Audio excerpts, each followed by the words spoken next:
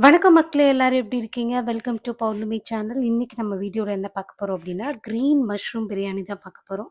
So அது என்ன பண்ணணும்? அது எப்படிலாம் செய்யலாம்? அதனால என்னென்ன பெனிஃபிட்ஸு? அதெல்லாம் பத்தி தான் இந்த வீடியோல பார்க்க போறோம். சரி வாங்க வீடியோக்குள்ள போலாம்.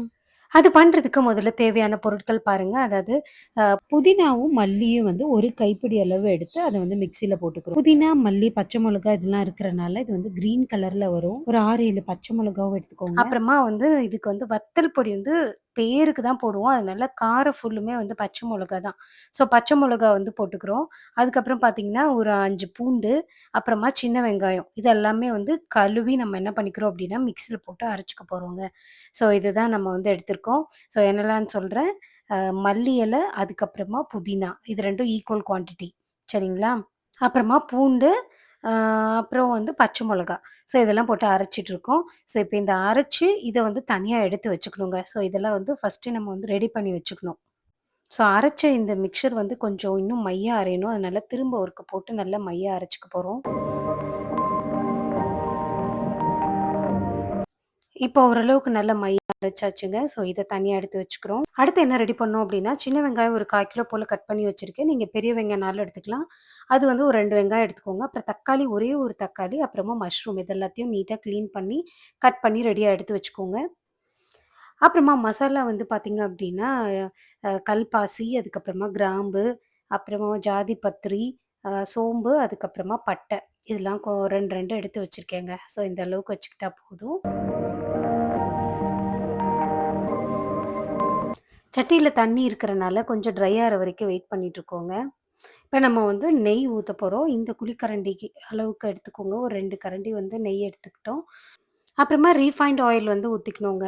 அ இல்ல நீங்க தேங்காய் எண்ணெய் எதுனாலும் ஊத்திக்கலாம். நான் வந்து தேங்காய் எண்ணெய் தான் ஊத்துனேன். எண்ணெய் வந்து மேக்ஸிமம் கம்மி பண்ணிக்கோங்க.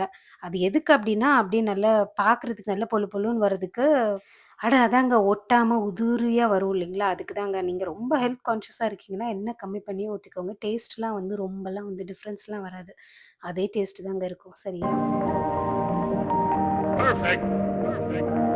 அப்புறம் நம்ம எடுத்து வச்சிருந்த அந்த மசாலா ஐட்டம்ஸ வந்து கொட்டிக்க வேண்டியதான். அது கொஞ்சம் வந்து அந்த எண்ணெயிலேயே, அந்த நெய்லயும் வந்து என்ன பண்ணும் அப்டின்னா, கொஞ்சம் பொரிஞ்சு அப்டியே ப்ரௌனிஷா வரணும். ஸோ அதுவரைக்கும் கொஞ்சம் வெயிட் பண்ணுவோம். ஓரளவுக்கு பொரிஞ்சு வந்ததுக்கு அப்புறமா நம்ம வந்து வெட்டி வச்சிருக்கிற அந்த வெங்காயத்த வந்து போட்டு கொஞ்சம் நல்லா வதக்கணும் அந்த எண்ணெயிலேயவும். ஸோ அது நல்லா வதங்கட்டும். வெங்காயம் கொஞ்சம் வதங்குன உடனே இஞ்சி பூண்டு பேஸ்ட் வந்து போடுறோம். அது ஒரு 2 டேபிள் ஸ்பூன் போட்டுக்கோங்க. கரெக்ட்டா இருக்கும்.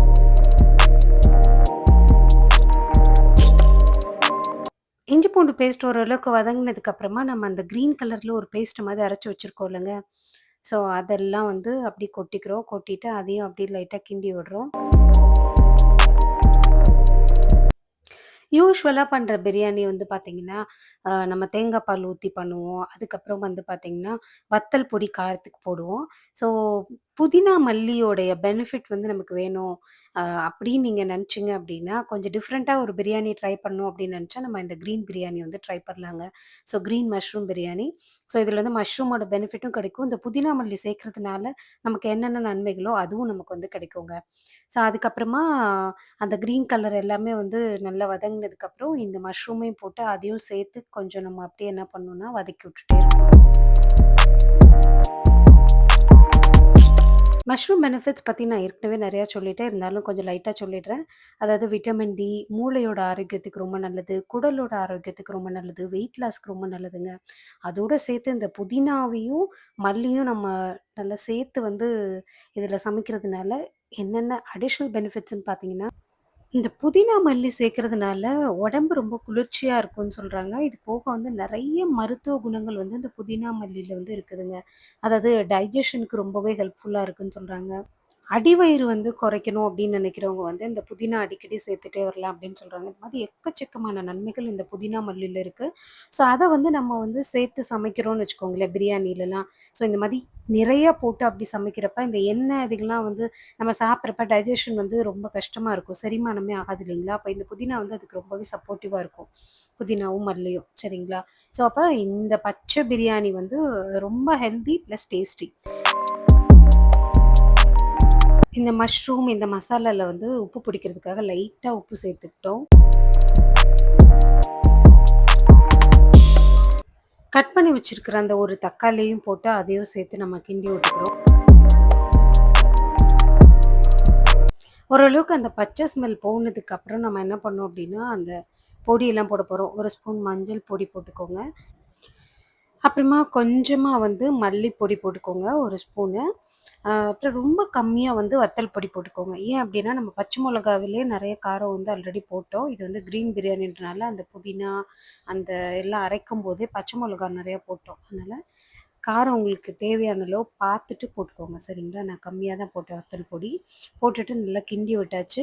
ஸோ கிண்டி விட்டுனதுக்கு அப்புறமா என்ன ஆகும் அப்படின்னு பார்த்தீங்கன்னா, கொஞ்ச நேரம் அப்படியே கொதி வரட்டும். நல்லா அந்த மஷ்ரூமோட அந்த மசாலாலாம் நல்லா பைண்ட் ஆகணுங்க. ஸோ அது வரைக்கும் வெயிட் பண்ணுங்க. இப்ப நம்ம என்ன பண்ண போறோம் அப்படின்னா, பாஸ்மதி ரைஸ் வந்து ஊற வச்சு வச்சிருக்கோம். ஸோ இது வந்து 1/4 படி அரிசி நீங்க எடுத்துக்கிட்டீங்கன்னா சரியா இருக்கும். அப்படி இல்லன்னா, நான் 1 டம்ளர் வச்சிருக்கேன். அதுக்கு வந்து 2 டம்ளர் நான் போட்டேன். அது வந்து 1/4 படிக்கு கொஞ்சம் கம்மியா வரும். ஸோ இந்த அரிசிய வந்து நம்ம நல்லா கிண்டி விடுறோம். ஆ அந்த எண்ணெயிலேயே அப்படியே கொஞ்சம் அந்த அரிசி வந்து நல்லா மிக்ஸ் ஆகட்டும். மீன்வால் என்ன பண்ணிக்கிறோம் அப்படின்னா, இன்னொரு ஒரு பாத்திரத்தில வந்து இப்ப 2 டம்ளர் அரிசி எடுத்தோம் இல்லையா? அதே டம்ளருக்கு நம்ம 2 மடங்கு 2 டம்ளர் அரிசிக்கு வந்து 4 டம்ளர் தண்ணி. ஸோ அந்த தண்ணிய எடுத்து அத வந்து ஒரு சைட்ல சூடாக்குறோம். ஸோ சூடாக்கி அந்த கொதிக்கிற தண்ணிய வந்து நம்ம என்ன பண்ணணும் அப்படின்னா, கொஞ்ச நேரம் கழிச்சு அந்த குக்கர்ல இருக்கக்கூடிய அந்த அரிசியில வந்து நம்ம ஊத்தணுங்க.